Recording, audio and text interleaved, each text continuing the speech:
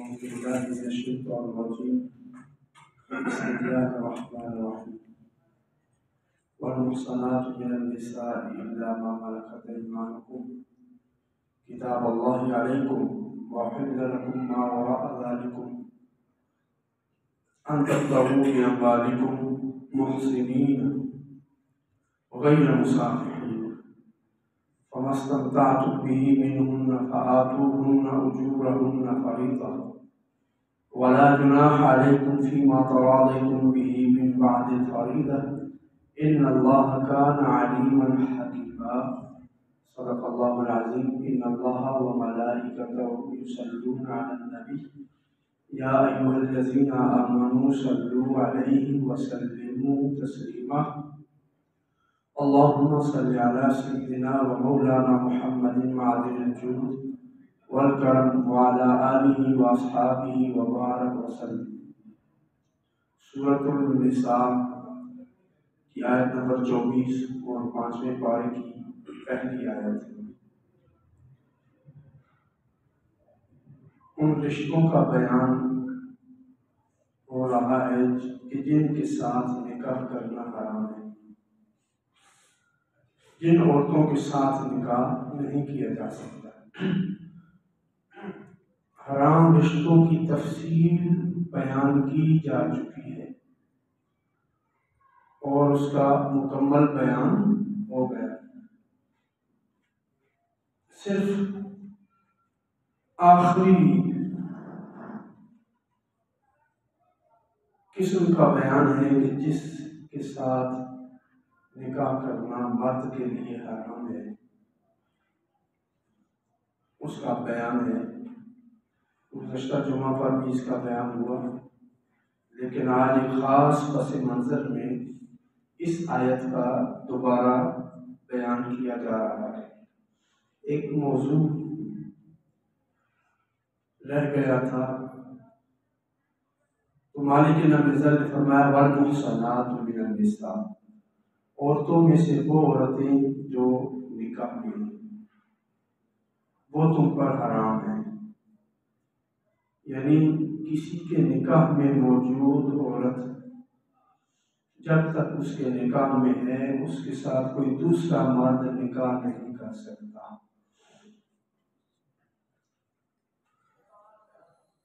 یعنی نکاح والی عورت، نکاحی عورت، شادی شدہ عورت کے ساتھ نکاح کرنا حرام ہے.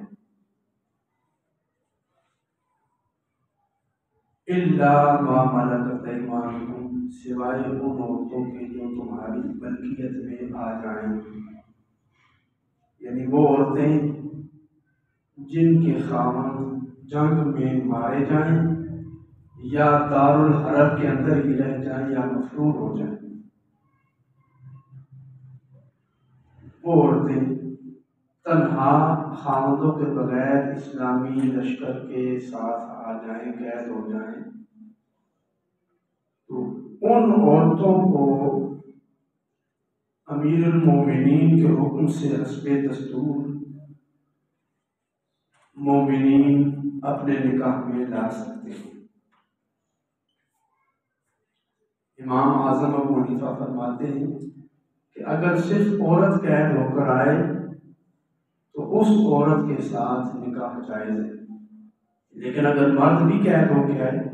تو ان کا حکم غلاموں کا ہے، وہ غلام ہیں. لیکن امام شافعی فرماتے ہیں دونوں صورتوں میں مسلمانوں کے لیے جائز ہے، چاہے صرف تنہا عورت قید ہو گیا یا اس کا خاوند بھی ساتھ آ جائے. تو امام اعظم ابو حنیفہ کا جو موقف ہے وہ درست ہے، کیونکہ اسلامی سلطنت میں بطور ذمہ یہود و نصارہ اپنی بیویوں کے ساتھ رہتے ہیں اور انہیں آپس کے معاملات میں پوری آزادی حاصل ہے.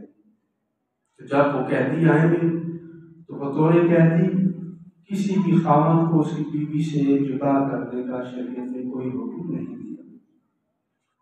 اسی لیے امام اعظم ابو حنیفہ کی فقہ جو ہے اس کو برتری حاصل ہے اور سب سے زیادہ دنیا پر فقہ حنفی کے پیروکار اور مقلد پائے جاتے ہیں. کتاب اللہ علیکم، اب حرام رشتوں کا بیان ہو گیا، اب فرمایا جا رہا کتاب اللہ علیکم، یہ اللہ کا حکم ہے تمہارے اوپر لکھا ہوا، یعنی یہ جو رشتے حرام کیے گئے، بہن کے ساتھ، ماں کے ساتھ، خالہ کے ساتھ، سسرالی رشتے حرام کیے گئے، اسی طرح ردائی رشتے حرام کیے گئے، یہ سارے اللہ رب العزت نے تم پر ان رشتوں کو حرام کر دیا، اور اب یہ حکم لکھ دیا گیا ہے، اس میں کوئی تبدیلی نہیں ہوگی۔ کتاب اللہ علیکم، یہ حکم اب مستحکم اور محکم ہو گیا، اب ان حرام رشتوں میں سے کوئی عورت، کوئی رشتہ تمہارے لیے حلال نہیں ہوگا۔ وَأُحِلَّ لَكُم مَّا وَرَاءَ ذَلِكُمْ، اور ان حرام کردہ عورتوں کے علاوہ جتنی بھی عورتیں ہیں وہ تمہارے لیے نکاح کے لیے جائز ہیں۔ وَأُحِلَّ، اور حلال کر دی گئی، لَكُم تمہارے لیے، مَا وَرَاءَ ذَلِكُمْ ان کے علاوہ جو ہیں تمہارے لیے وہ عورتیں حلال ہیں۔ أَن تَبْتَغُوا بِأَمْوَالِكُمْ، حلال ہے کہ تم اپنے مال بطور مہر دے کر عورتوں کو تلاش کرو۔ محسنین، ہمیشہ ہمیشہ کے لیے اپنے نکاح میں لانے کی نیت سے، غیر مسافحین، محض مستی نکالنے کے لیے نہیں، یعنی عورتوں کے ساتھ نکاح مال کے بدلے میں ہوگا، حق مہر کے بدلے میں، اور اس میں نیت کیا ہو، محسنین، کہ میں اس عورت کو ہمیشہ اپنے نکاح میں رکھوں گا،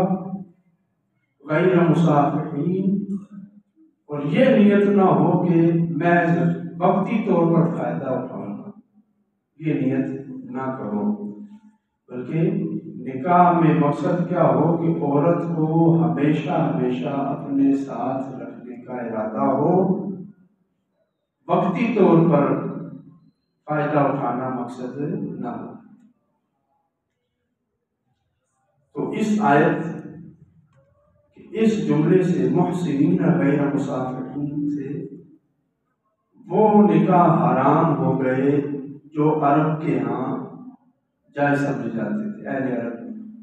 اہل عرب میں کوئی درجن سے زائد قسمیں تھی نکاح کی درجن سے زائد قسمیں تھیں، جن کا بیان گزشتہ آیات کی تفاسیر میں ہو چکا۔ تو اس آیت میں صرف اشارہ کیا گیا ان نکاحوں کے حرام ہونے کی طرف، غیر مسافحین، کہ وقتی طور پر فائدہ اٹھانا اور وقتی طور پر شہوت نکالنا اور لذت حاصل کرنا مقصد نہیں ہو۔ تو عربوں کے ہاں ایک نکاح کی ایک قسم یہ بھی تھی زمانہ جاہلیت میں کہ عورت اور مرد نکاح کرتے، حق مہر بھی مقرر کرتے، گواہ بھی ہوتے، اور اس نکاح میں مدت معین کر دی جاتی کہ یہ نکاح 1 مہینے تک ہوگا، یہ نکاح اس وقت تک ہے جب تک میں اس شہر میں موجود ہوں، کیونکہ عربوں کے ہاں معاشیات کا سب سے بڑا مسئلہ تھا، تو وہ جب تجارت پہ جاتے تو ظاہر سی بات ہے اپنی بیویاں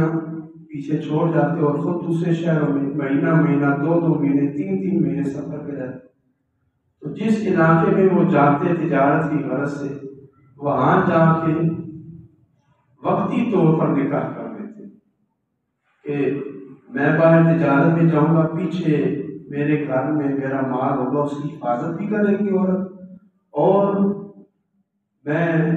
اس کے ساتھ اپنے دیگر معاملات بھی کروں گا، اور جب میں اس شہر کو چھوڑ کر واپس جاؤں گا اپنے علاقے میں تو اس کو طلاق ہو جائے گی۔ تو وقتی نکاح کا ایک رواج تھا، وقتی نکاح کر لینا، نکاح موقت۔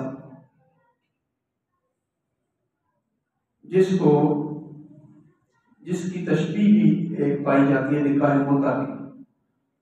متع نکاح اور نکاح موقت بظاہر ایک جیسے ہیں، تو نکاح میں عورت کو کیا حقوق حاصل ہوتے ہیں کہ عورت مرد کے تابع ہو جاتی ہے، اور مرد کے مرنے کے بعد اس پر عدت لازم ہو جاتی ہے، اور وہ مرد کی وارث بھی ہوتی ہے۔ یہ نکاح سے کسی عورت کو حق حاصل ہو جاتا ہے۔ لیکن متع یا نکاح موقت میں یہ نہیں ہوتا، اس میں مدت گزرنے کے بعد طلاق دینے کی بھی ضرورت نہیں رہتی، بلکہ وہ خود بخود نکاح کو ختم ہو جاتا، اور عورت پر عدت بھی لازم نہ ہوتی دوسری شادی کرنے کے لیے، اور تیسرا معاملہ کہ وہ وارث بھی نہ ہوتی تھی۔ تو اسلام نے ان قباحتوں کے پیش نظر، ان برائیوں اور اس کے مضر اثرات سے روکنے کے لیے نکاح موقت یعنی وقتی طور پر کیے جانے والے نکاح کو حرام قرار دے دیا، اور کہا کہ نکاح سے تمہاری نیت ہمیشہ ہمیشہ عورت کو رکھنے کی ہو، محض وقتی فائدہ اٹھانے کی نہ ہو۔ فَمَسْتَمْتَعْتُمْ بِهِ مِنْهُنَّ، تو جن عورتوں سے تم نے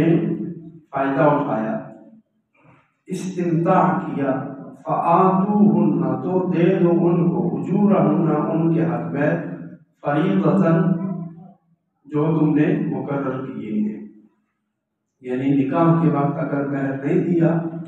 اور اس کے ساتھ رات گزر گئی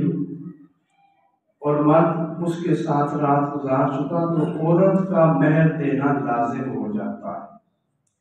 اب ان کا پورا حق مہر ان کو دے دو۔ وَلَا جُنَاحَ عَلَيْكُمْ فِي مَا تَرَاضَيْتُمْ بِهِ مِنْ بَعْدِ الْفَرِيضَةِ، اور تم پر کوئی حرج نہیں حق مہر کے معاملے میں کہ جس معاہدے پر دونوں میاں بیوی آپس میں رضامند ہو جاؤ، یعنی بیوی اگر معاف کر دے یا کہہ دے کہ ابھی نہیں، سال بعد حق مہر دے دینا، یا جب مجھے ضرورت ہوگی تو میں مانگ لوں گی، تو اجازت دے دی کہ اگر تم فی الفور نہیں بھی دے سکتے تو آپس میں رضامندی کے ساتھ ایک معاہدہ کر لو۔ ان اللہ کان علیما حکیما، کہ بے شک اللہ تعالیٰ علیم ہے اور حکیم ہے۔ اب اس آیت میں نکاح موقت یعنی وقتی طور پر کیے جانے والے نکاح کو کی طرف اشارہ کر دیا کہ وہ نیت نہیں ہونی چاہیے، اگرچہ واضح طور پر اس سے منع اس آیت میں نہیں کیا گیا، لیکن ایک اشارہ دے دیا کہ نکاح کی یہ جو قسم ہے، اس ارادے اور نیت سے جو نکاح کیا جاتا ہے، یہ نکاح مومن کے شایان شان نہیں ہے۔ تو یہ آیت پہلا حکم ہے نکاح موقت کے حرام ہونے کی طرف، پہلے اس سے توجہ دلائی، نفرت دلائی کہ تم ایسا نکاح مت کرو، تمہاری یہ نیت نہیں ہونی چاہیے، یہ نیت مت رکھو نکاح میں، اور پھر بعد میں آہستہ آہستہ کر کے نکاح موقت یعنی متع کو بالکل مکمل طور پر حرام کر دیا گیا۔ ابتدائے اسلام میں نکاح موقت تھا کیونکہ زمانے جاہلیت سے آئے تھے، تو جاہلیت کی جو رسمیں تھیں وہ آہستہ آہستہ کر کے اسلام نے ختم کی۔ شراب بھی حرام کی گئی تو آہستہ آہستہ کر کے شراب کو حرام کیا گیا۔ پہلے کہا گیا کہ شراب کی حالت میں نماز مت پڑھو، پھر فرمایا شراب یہ نجس ہے، سے دور رہو، اور پھر بالآخر اس کو حرام کر دیا گیا۔ اسی طرح نکاح موقت، نکاح متع اور اس کے ساتھ اور بھی نکاح کی قسمیں تھی، ابو کے آرائش تھی، تو اسلام نے ان کو آہستہ آہستہ کر کے حرام قرار دے دیا۔ اور نبی علیہ الصلوۃ والسلام نے باقاعدہ طور پر نکاح موقت یعنی جو نکاح متع ہے اس کو امت کے لیے حرام قرار دے دیا۔ اب ابتدا میں اگرچہ یہ نکاح کی قسم پائی جاتی تھی، لیکن جب اسلام نے بعد میں حرام کر دیا تو اب وہ ہمیشہ ہمیشہ کے لیے حرام ہو گیا۔ اس آیت میں دو لفظ ہیں جن سے بعض حضرات نے یہ استدلال کیا کہ نکاح متع نکاح موقت جائز ہے۔ ایک تو لفظ استمتاع ہے، تمتع، متع، تو اس سے ان کو خدشہ ہوا، الجھن پیدا ہوئی۔ اور دوسرا لفظ اجور ہونا، کہ ان کے اجور دو، اجر دو، ان کی مزدوری دو۔ تو مزدوری جو ہے وہ نکاح متع کی صورت میں ہے کہ عورت کو 3 دن کے لیے، 1 دن کے لیے استمتاع کے لیے لے لیا اور اس کی مزدوری مقرر کر۔ تو یہاں پر لوگوں نے ٹھوکر کھائی، غلط استدلال کیا اور اسلام کا حکم وہ سمجھ نہیں سکے۔ پہلی بات یہ ہے کہ آیت کریمہ میں جو لفظ استمتاع ہے کہ تم اگر ان عورتوں سے فائدہ اٹھا چکو تو ان کے مہر دے دو۔ تو اس سے پہلے بات چل رہی ہے حق مہر کی اور نکاح کی۔ معاملہ صرف اتنا سا ہے کہ حق مہر دینا کب لازم ہے یہ بیان کیا جا رہا ہے، اور اللہ رب العزت نے میاں اور بیوی کے جو خاص تعلقات ہیں ان کو ظاہری لفظوں سے ادا کرنے کی بجائے استمتاع کہا کہ اگر تم ان سے فائدہ اٹھا چکو تو ان کا حق ان کو دے دو۔ تو اس سے یہ استدلال کرنا کہ متع جائز ہے یہ ہرگز درست نہیں، بلکہ نکاح موقت کی بات ہو رہی ہے کہ ہمیشہ ہمیشہ کے لیے جو نکاح کیا جاتا ہے۔ اور پھر اجور ہونا سے مراد مہر ہے کہ تم ان کو ان کا مقرر شدہ حق مہر دے دو۔ اور پھر ساتھ ہی کہا فیما تراضیتم، جو تمہارے باہمی رضامندی ہو آئندہ تم بے شک دے دو۔ تو آئندہ دینے کی جو اجازت ہے یہ بھی بتاتی ہے کہ یہاں نکاح کی بات ہو رہی ہے، متع کی بات تو ہو ہی نہیں رہی۔ اس سے تو غیر مصافحین کہہ کر آر دلائی جا رہی ہے اور کراہیت پیدا کی جا رہی ہے کہ تم اس بات کو ناپسند کرو، کہ اللہ بھی اس کو ناپسند رکھتا ہے۔ بہرحال یہ علمی بات ہے۔ نبی علیہ الصلوۃ والسلام جب غزوہ خیبر میں موجود تھے، غزوہ خیبر کے موقع پر آقا کریم علیہ الصلوۃ والسلام نے سب سے پہلے باقاعدہ طور پر نکاح متع سے منع فرما دیا۔ نہا رسول اللہ صلی اللہ علیہ وسلم عن نکاح المتعۃ اخیرا، نبی علیہ الصلوۃ والسلام نے آخر میں نکاح متع سے منع فرما دیا۔ اور جب غزوہ خیبر تھا، صحیح مسلم شریف کی روایت ہے کہ نبی علیہ الصلوۃ والسلام سے روایت کرتے ہیں حضرت علی رضی اللہ تعالیٰ عنہ جو فاتح خیبر ہیں، جن کے ہاتھ پہ اللہ نے قلعہ خیبر کو فتح کیا۔ تو حضرت علی فرماتے ہیں کہ نبی علیہ الصلوۃ والسلام ان رسول اللہ نہا عن نکاح المتعۃ یوم خیبر،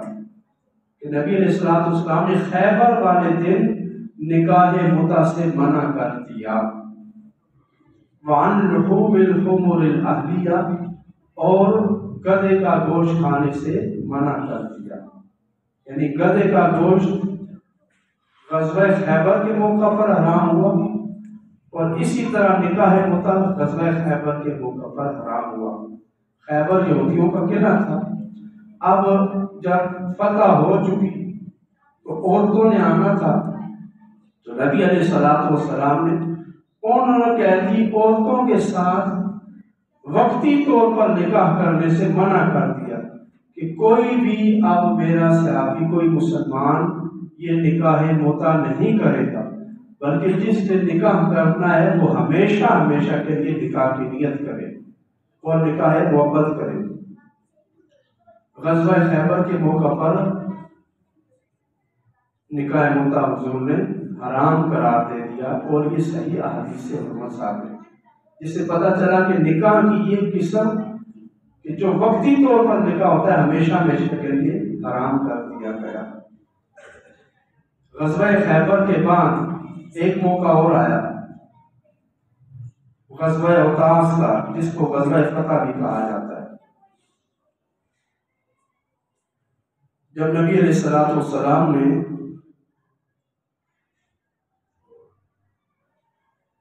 غزوہ فتح یعنی غزوہ اوتاس کے لیے لشکر روانہ فرمایا، تو اس وقت اپنے صحابہ کو کچھ نصیحتیں فرمائیں۔ ان میں ساتھ یہ بھی فرما دیا کہ تمہیں نکاح متع کی اجازت ہے۔ پہلے حضور نے نکاح متع غزوہ خیبر کے موقع پر حرام کیا، منع فرما دیا۔ پھر جب خاص جنگ کی حالت تھی، اس وقت نبی علیہ الصلوۃ والسلام نے صحابہ کو اجازت دی کہ اگر کوئی کرنا چاہتا ہے تو اسے اجازت ہے، پہلے اجازت دے دی۔ پھر جب لشکر مکہ سے نکلنے لگا، مکہ مکرمہ کی فتح کے بعد لشکر کو جب اوتاس کی طرف روانہ کرنے لگے اور پوری طرح تیار ہو گیا، تو حضور علیہ الصلوۃ والسلام نے اپنے صحابہ کو خطبہ ارشاد فرمایا، یا ایھا الناس انی قد کنت اذنت لکم فی الاستمتاع من النساء، کہ اے میرے صحابہ، میں نے تمہیں ابھی تھوڑی دیر پہلے نکاح متع کی اجازت دی ہے۔ جو نکاح میں نے حرام قرار دے دیا تھا غزوہ خیبر کے موقع پر، اس نکاح کی اب جنگ کی حالت میں پہلے میں نے تمہیں اجازت دی ہے۔ وَإِنَّ اللَّهَ قَدْ حَرَّمَ ذَلِكَ إِلَىٰ يَوْمِ الْقِيَامَةِ، لیکن یہ یاد رکھو کہ اب وہ اجازت منسوخ ہو گئی ہے۔ یعنی کچھ لمحات پہلے، کچھ دیر پہلے حضور نے اجازت دی اور پھر خطبہ فرمایا کہ اب وہ اجازت ختم۔ ان اللہ قد حرم ذلک الی یوم القیامہ، اب نکاح متع قیامت تک حرام کر دیا گیا ہے۔ اب نکاح متع قیامت تک حرام ہے، یعنی اس غزوہ میں بھی تم نکاح متع نہیں کر سکتے جس کی میں نے تمہیں اجازت دے دی ہے۔ اب وہ اجازت بھی منسوخ ہے، وہ رخصت بھی تمہارے لیے منسوخ ہے۔ اب قیامت تک کوئی بھی مسلمان نکاح متع نہیں کر سکتا، یعنی وقتی طور پر کچھ دنوں کے لیے نکاح کرنا یہ حرام ہے۔ تو یہ الفاظ ان اللہ قد حرم ذلک الی یوم القیامہ، یہ اس بات کی دلیل ہے کہ نکاح متع قیامت تک حرام ہے۔ پہلے اجازت تھی، غزوہ خیبر کے موقع پر حرام ہوا، نبی علیہ السلام نے اس کی حرمت کا اعلان کیا۔ پھر خاص پس منظر میں اس کی اجازت دی اور اسی وقت پھر اس اجازت کو بھی ختم کر دیا اور یہ واضح اعلان کر دیا کہ اب نکاح متع ہمیشہ ہمیشہ کے لیے حرام ہے، کیونکہ نکاح متع کرنے سے عورتوں کے حقوق سلب ہوتے ہیں، عورت کی تذلیل ہے، عورت کی تذلیل کا عنصر پایا جاتا ہے کہ ایک عورت جو ہے ایک مہینے میں کئی مردوں کے ساتھ ایسا نکاح کر سکتی ہے، ایک مرد کرے گا، دوسرا کرے گا، تیسرا کرے گا، تو اس طرح نکاح متع کے مفاسد بڑھتے جائیں گے۔ تو عورت کی تذلیل روکنے کے لیے اسلام نے نکاح متع کو حرام کر دیا اور اسے کہا کہ یہ کوئی معمولی چیز نہیں ہے کہ تم اسے استعمال کرتے پھرو، آج ایک مرد کا دوسرا مرد پرسوں تیسرا مرد، بلکہ عورت جو ہے یہ اللہ کی بہت بڑی نعمت ہے، اور اس کے ساتھ جب تم نکاح کرو تو یہ نیت ہو محسنین کہ ہمیشہ ہمیشہ اس کو میں اپنے نکاح میں رکھوں گا۔ اور دوسری بات نکاح متع سے کا جو سب سے بڑا نقصان ہے کہ اس میں اولاد پیدا کرنے کی نیت نہیں ہوتی، نسل انسانی بڑھانے کی نیت نہیں ہوتی، محض وقتی طور پر اپنی گرمی نکالنا مقصد ہوتا ہے، جو کہ اللہ کی بہت بڑی نعمت ہے۔ نسل انسانی اولاد پیدا کرنا یہ نکاح کا سب سے بڑا مقصد ہے، تو وہ مقصد اس سے حاصل نہیں ہوتا، اور اگر اولاد پیدا بھی ہو جائے تو کوئی اس کا والی وارث نہیں بنتا، کوئی اس کا باپ نہیں بنتا۔ اسی طرح عورت اگر نکاح متع ہی کرتی رہے تو وہ کسی مرد کی وارث نہیں بنتی، کسی مرد کی وارث نہیں بنتی، اور وہ فقر کی حالت میں ہی زندگی گزار دیتی ہے، تو اس طرح اسلام نے اس نکاح متع کو ہمیشہ ہمیشہ کے لیے حرام کر دیا۔ یہ ذہن میں رکھیں کہ جو زمانہ جاہلیت میں عربوں کے ہاں نکاح ہوتا تھا وہ یہ ہوتا کہ گواہوں کی موجودگی میں باقاعدہ حق مہر طے کر کے، حق مہر مقرر کر کے باقاعدہ طور پہ نکاح ہوتا، لیکن وہ نکاح ایک مخصوص مدت تک ہوتا، اس کا وقت متعین ہوتا، دن گنے ہوئے ہوتے کہ اتنے دنوں کے لیے یہ نکاح ہے، حق مہر بھی ہوتا، گواہ بھی ہوتے۔ لیکن آج کے دور میں جو لوگ نکاح متع کرتے ہیں، ایک مخصوص گروہ ہے، فرقہ ہے، تو ان کے یہاں یہ چیز نہیں ہے، نہ حق مہر ہوتا ہے، نہ ہی اس میں گواہوں کی شرط ہے۔ تو یہ متع اسلام کے کسی دور میں بھی جائز نہیں رہا جو آج کے دور میں متع کا تصور پایا جاتا ہے۔ نبی علیہ الصلوۃ والسلام نے نکاح متع حرام کیا، اور حدیث کی روایت کرنے والے حضرت سیدنا علی المرتضیٰ رضی اللہ تعالیٰ عنہ، صحیح مسلم شریف کی حدیث، غزوہ خیبر فتح کرنے کا سیرا جن کے سارے، وہ فرماتے ہیں کہ حضور نے نکاح متع سے منع کر دیا۔ اب فاتح خیبر کا نام لینے والے کو یہ سوچنا چاہیے کہ سیدنا علی المرتضیٰ جن کا نام لے رہے، انہوں نے نکاح متع کے بارے میں کیا فرمایا ہے۔ مالک کائنات ہمیں سمجھنے کی توفیق عطا فرمائے۔ تو سورۃ النساء کی اس آیت نمبر 24 سے بعض لوگوں کو خدشہ پیدا ہوتا ہے کہ شاید نکاح متع لفظی طور پر استمتاع اور اجر کے لفظ سے یہ خدشہ ہوتا ہے، تو اس کا ازالہ مفسرین اور محدثین نے کر دیا کہ یہاں پر متع سے مراد وہ متع نہیں ہے جسے نکاح متع کہا جاتا ہے، بلکہ نکاح ہو جانے کے بعد عورت کے ساتھ جو مرد کے معاملات ہوتے ہیں ان کو لفظ استمتاع سے تعبیر کیا گیا ہے، اور یہ صرف لفظی مشابہت ہے، رسمی مشابہت ہرگز نہیں ہے۔ مالک کائنات ہمیں سمجھنے کی توفیق عطا فرمائے۔ ان اللہ کان علیما حکیما ومن لم یستطع منکم طولا، اور جو تم میں سے استطاعت نہیں رکھتا نکاح کرنے کی، یعنی مال جس کے پاس نہیں ہے اور وہ نکاح کرنا چاہتا ہے تو وہ کیا کرے؟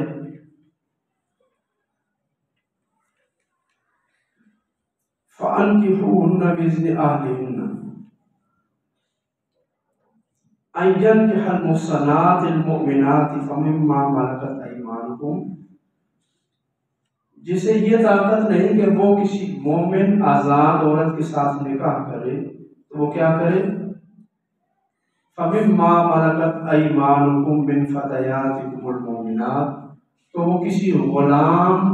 عورت سے نکاح کر لے، اور غلام ہو بھی مومن، مومنہ ہو، یعنی کسی مالک کی ملکیت میں غلام ہو اور وہ اہل ایمان ہو، تو مرد کو چاہیے کہ اس کنیز کے ساتھ، غلام کے ساتھ نکاح کر لے، کیونکہ غلاموں کو زیادہ حقوق حاصل نہیں ہوتے، غلام مالک کی ملکیت ہوتے ہیں اور ان کا حق مہر بھی زیادہ نہیں ہوتا، کم مہر پر ایسی عورتیں میسر آتی ہیں۔ تو نبی علیہ الصلوۃ والسلام کے دور میں صحابہ کو یہ ترغیب دی گئی کہ اگر آزاد عورتوں کا مہر نہیں دے سکتے تو غلام عورتوں کے ساتھ نکاح کر لو۔ واللہ اعلم بایمانکم، اللہ تمہارے ایمانی حالت کو جانتا ہے کہ تم کس درجے کے مومن ہو اور تمہارا کردار کیا ہے، یہ اللہ بہتر جانتا ہے۔ اس لیے اگر تمہارے پاس طاقت نہیں ہے تو معاشرے کے اس کم تر طبقے میں تم شادی کر لو، بعضکم من بعض، کہ تم چاہے اعلیٰ طبقے کے لوگ ہو چاہے کم تر طبقے کے لوگ، سارے آدم علیہ السلام کی اولاد ہو۔ بعضکم من بعض، تم میں سے سب ایک دوسرے کا حصہ ہے، یعنی اگر کوئی کم ذات ہے تو وہ بھی اولاد آدم میں سے، کوئی برتر ذات والا ہے تو وہ بھی اولاد آدم میں سے، سب انسان ہو۔ اس لیے نکاح کرنے میں یہ حرج محسوس نہ کرو کہ یہ غلام ہے اور میں غلام کے ساتھ نکاح کر رہا ہوں، یعنی غلام عورتوں کے ساتھ نکاح کی اجازت دے دی گئی۔ فَأَنكِحُوهُنَّ بِإِذْنِ أَهْلِهِنَّ، تو کنیزوں کے ساتھ نکاح کرو، غلاموں کے ساتھ، غلام عورتوں کے ساتھ ان کے مالکوں کی اجازت سے، یعنی وہ ملکیت تو مالک کی رہے گی، لیکن مالک کو یہ اختیار حاصل ہے کہ اپنی کنیز اور غلام کے ساتھ چاہے خود نکاح کرے یا اس کا نکاح کسی دوسرے کے ساتھ کر دے۔ بہرحال حق کی خدمت وہ مالک کا ہی ادا کرے گی۔ اگر کنیز کے ساتھ نکاح کیا جائے غلام عورت کے ساتھ تو اس کے ساتھ اتنے ہی معاملات کرنے کی اجازت ہے جتنے مالک اجازت دے گا۔ کنیز کا مالک جتنے معاملات کی اجازت دے گا، وہ صرف رات گزارنے کی اجازت دے اور دن کو اپنے پاس بلا لے، گھر میں دیگر امور سر انجام دلوائے، اس سے آگے خدمت لے، تو یہ مالک کی مرضی۔ تو فرمایا گیا کہ پھر تم یہ نکاح کر لو کنیزوں کے ساتھ، وَآتُوهُنَّ أُجُورَهُنَّ بِالْمَعْرُوفِ، اور اچھے طریقے سے تم ان کے حق میں بھی ادا کرتے رہو، محصنات غیر مصافحات۔ اب کنیزوں کے ساتھ نکاح کرنے میں بھی یہی شرط لگائی، محصنات، نیت یہ ہو کہ میں اس عورت کو تحفظ دوں گا، اس غلام عورت کو، غیر مصافحات، اور اس کے ساتھ صرف وقتی طور پر اپنے معاملات نہیں کروں گا۔ یعنی کنیز کے ساتھ، غلام عورت کے ساتھ بھی نکاح کرو تو اس میں بھی نیت وہی ہو جو آزاد عورتوں کے ساتھ نکاح کی بتائی گئی، کہ ہمیشہ ہمیشہ کے لیے نکاح ہو، صرف وقتی طور پر ان سے فائدہ اٹھانا مقصود نہ ہو، اور وہ عورتیں بھی ایسی ہوں کہ وہ تمہارے ساتھ جب نکاح کرے تو ہمیشہ ہمیشہ کے لیے تمہارے ساتھ رہے، غیر مصافحات۔ وہ بھی یہ نیت نہ رکھیں کہ وقتی طور پر معاملات ہوں، ولا متخذات اخدان، اور یہاں تیسری صورت بتائی گئی کہ ایسی عورتوں کے ساتھ نکاح مت کرو، ایسی عورتوں کا انتخاب مت کرو جو چوری چھپے اپنے خاوند کے علاوہ دوسروں کے ساتھ تعلق قائم کریں، یعنی ایسی عورتیں جو اپنے خاوند کے علاوہ دوسروں سے تعلق بنا کے رکھیں، ایسی عورتوں کے ساتھ مت نکاح کرو، ایسی عورتوں سے دور رہو کہ وہ عورتیں زنا کی پیشہ ور ہیں اور وہ تمہاری آل اولاد کے لیے بھی خطرہ بنے گی۔ فَإِذَا أُحْسِنَّ، اور جب تم انہیں نکاح میں لے آؤ اور نکاح کے بعد تم ان کے حق میں انہیں پوری طریقے سے ادا کر دو۔ تو اس آیت میں مالک لم یزل نے اس طرف توجہ دلائی کہ اگر تمہیں اپنی برابری کا رشتہ نہیں مل رہا اور تمہارے پاس طاقت اور استطاعت نہیں ہے تو یہ سوچو کہ جو کم ذات لوگ ہیں، کم تر طبقے کے لوگ ہیں، وہ بھی نسل انسانی میں سے، بعضکم من بعض، تم میں سے ہر ایک دوسرے کا حصہ ہے، کہ اگرچہ وہ ہو سکتا ہے پیشے کے لحاظ سے، مال کے لحاظ سے کم تر ہے، آزاد نہیں اور غلام ہے، لیکن ہو سکتا ہے دینی اعتبار سے، ایمانی حالت میں وہ تم سے بہتر ہو، نماز روزے کا وہ زیادہ پابند ہو۔ جیسا کہ دیکھنے میں آتا ہے کہ جن کے پاس مال و دولت آ جاتا ہے وہ مسجدوں میں کم آتے ہیں، اور جو معاشرے کا غریب طبقہ ہے، مزدوری کرنے والے لوگ ہیں، ان کا رخ زیادہ مسجدوں کی طرف ہوتا ہے، وہ نماز کے زیادہ پابند ہے۔ اس لیے فرمایا بعضکم من بعض، تم سب ایک جیسے ہو، ایک دوسرے کی طرح ہو، ایک دوسرے کا حصہ ہو، ایک تو نسل انسانی ہے آدم علیہ السلام کی اولاد سے، اور دوسرا ایمانی حالت میں برابر ہو کہ تم بھی اللہ پر ایمان رکھتے ہو اور غلام بھی اللہ پر ایمان رکھتے ہیں۔ مالک کائنات ہمیں سمجھنے کی توفیق عطا فرمائے۔